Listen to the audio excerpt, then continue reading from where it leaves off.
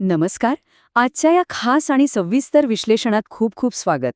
आज आपण अशा एका गोष्टीबद्दल बोलणार आहोत जी मानवी आरोग्यासाठी आणि आपले शरीर दररोज अगदी सुरळीत चालण्यासाठी अत्यंत आवश्यक असते. हे घटक आकाराने सूक्ष्म असले तरी शरीराला दिवसभर ॲक्टिव्ह ठेवण्यासाठी त्यांचं काम खरोखरच अफाट असते. आता एक विचार करूया. ज्या घटकातून आपल्याला थेट शून्य ऊर्जा मिळते त्याची शरीराला इतकी नितांत आवश्यकता का बरं असावी? अगदी सोप्या भाषेत सांगायचं तर गाडीच्या इंजिनमधल्या स्पार्क प्लगचा विचार करा. स्पार्क प्लग स्वतः काही इंधन नाही, पण तो इंजिन सुरू करण्यासाठी आवश्यक असणारी ठिणगी देतो. जीवनसत्वे अगदी याच स्पार्क प्लगसारखे काम करतात. ते इंधनासारखी ऊर्जा देत नाहीत, पण शरीराचे इंजिन न थांबता चालण्यासाठी ती अत्यंत महत्त्वाची ठिणगी नक्की देतात. तर मंडळी, आजच्या या प्रवासात आपण काय काय पाहणार आहोत? अतिशय सोपे मुद्दे आहेत.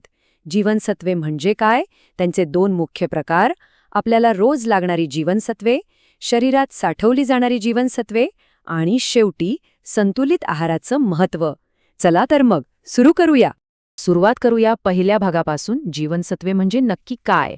हे आहेत आपल्या शरीराचे खरेखुरे सूक्ष्म नायक.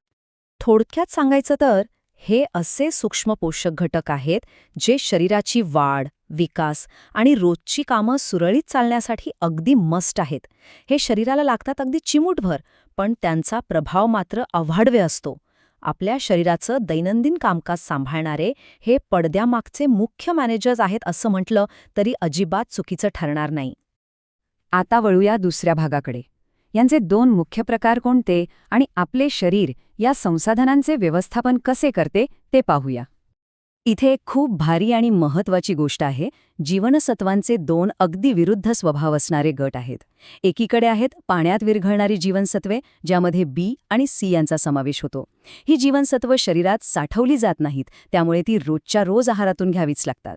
आणि दुसरीकडे आहेत चरबीत विरघळणारी जीवनसत्वे, जसे की ए, डी, ई आणि के. आपले शरीर खूप हुशार आहे.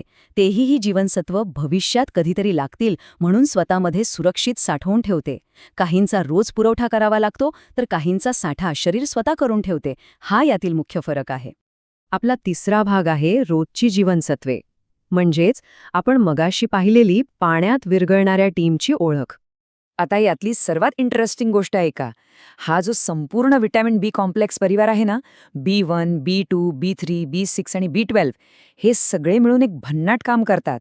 धान्य, अंडी, दूध, डाळी आणि मांस यांतून मिळणारी ही जीवनसत्वे अन्नातून ऊर्जा खेचून काढण्याचं, मेंदू आणि मज्जासंस्थेला एकदम फिट ठेवण्याचं आणि रक्ताची निर्मिती करण्याचं काम करतात. आणि समजा हे कमी पडले तर काय होईल? तर प्रचंड थकवा येईल, अशक्तपणा जाणवेल आणि मज्जातंतूंचे गंभीर विकारही उद्भवू शकतात. याच रोज लागणाऱ्या गटातला पुढचा सुपरस्टार म्हणजे विटॅमिन सी. संत्री, लिंबू, आवळा आणि टोमॅटो अशा आंबट फळांमधनं मिळणारा हा घटक म्हणजे शरीराची रोगप्रतिकारक शक्ती वाढवणारं मुख्य शस्त्र आहे. तसंच शरीरावरील कोणतीही जखम लवकर भरून काढण्यासाठी हे अत्यंत गरजेचं असतं. जर रोजच्या आहारात सी विटॅमिन कमी पडलं तर मात्र हिरड्यांमधून रक्त येणं आणि स्कर्वीसारखे आजार होण्याचा मोठा धोका निर्माण होतो. चला आता बघूया आपला चौथा भाग, साठवणुकीची जीवनसत्वे. शरीराने स्वतःच्या बँकेत जमा करून ठेवलेला चरबीत विरघळणारा खजिना. या खजिन्यातलं पहिलं रत्न म्हणजे विटॅमिन ए. हे आपल्या डोळ्यांच्या दृष्टीचा आणि त्वचेचा अत्यंत खंबीर रक्षक आहे. गाजर, पपई, आंबा, हिरव्या पालेभाज्या आणि दूध हे याचे मुख्य स्रोत आहेत. जर का शरीरात विटॅमिन एची कमतरता झाली ना, तर रातांधळेपणा आणि डोळे कोरडे पडण्यासारखे थेट आणि गंभीर परिणाम पाहायला मिळतात. यानंतर नंबर लागतो तो विटॅमिन डीचा.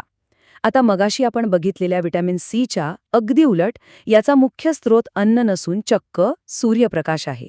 अर्थात दूध, अंडे आणि मासे यातूनही ते मिळतं. अन्नातील कॅल्शियम शोषून घेणं आणि हाडे तसेच दात मजबूत ठेवणं ही याची मुख्य रचनात्मक भूमिका आहे. याच्या अभावामुळे हाडे कमकुवत होतात आणि लहान मुलांमध्ये रिकेटसारखा हाडांचा आजार उद्भवू शकतो. आता बोलूया विटॅमिन ई बद्दल. हे म्हणजे पेशींचं संरक्षण करणारं एक अत्यंत शक्तिशाली कवच आहे. बदाम, विविध बिया आणि वनस्पती तेलातून मिळणारे हे जीवनसत्व त्वचा आणि केसांसाठी तर उपयुक्त आहेच, पण सर्वात महत्त्वाचे म्हणजे ते स्नायूंना कमकुवत होण्यापासून रोखते. पेशींना सुरक्षित ठेवण्याची याची खरंच एक खास सुपर पॉवर आहे. आणि या साठवल्या जाणाऱ्या गटातला शेवटचा पण अतिशय महत्त्वाचा नायक आहे व्हिटॅमिन के. याचं काम खूप वेगळं पण थेट प्राण वाचवणारं आहे. ते म्हणजे रक्त गोठायला मदत करणं. पालक, कोबी आणि हिरव्या पालेभाज्यांमधून हे मिळतं. जरा विचार करून बघा, जर हे जीवनसत्व नसतं तर एका साध्याशा जखमेतूनही सतत रक्त वाहत राहिलं असतं आणि ती छोटीशी जखमही खूप धोकादायक ठरली असती. आता आपण आलो आहोत शेवटच्या आणि 5व्या भागावर, संतुलित आहार आणि आरोग्य. या सगळ्या सुपरहिरोजच्या टीमला एकत्र कसं आणायचं ते आता पाहूया. तर यातला सर्वात कळीचा मुद्दा हा आहे की आपल्या रोजच्या जेवणाचं ताट कसं सजवायचं. फळे, भाज्या, दूध, डाळी आणि धान्य यांचा आहारात समावेश असणं अत्यंत आवश्यक आहे. जेव्हा हे पाचही घटक योग्य प्रमाणात एकत्र येतात तेव्हाच खऱ्या अर्थाने आपलं शरीर प्रत्येक आवश्यक जीवनसत्वाने परिपूर्ण होतं आणि मग कुठल्याही समस्येचा सामना करायला ते एकदम सज्ज असतं. या संपूर्ण विश्लेषणाच्या शेवटी एक अतिशय महत्त्वाचा प्रश्न नक्कीच उभा राहतो. आपला रोजचा आहार खरोखरच शरीराचं रक्षण करत आहे की नकळतपणे तो शरीराला आजारांसमोर असुरक्षित सोडत आहे? या सूक्ष्म पोषक घटकांकडे केलेलं दुर्लक्ष गंभीर आजारांना उघड्यावर निमंत्रण देऊ शकते.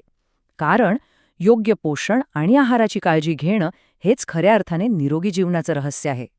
तेव्हा या प्रश्नावर नक्की विचार करा आणि आहाराकडे जाणीवपूर्वक लक्ष द्या.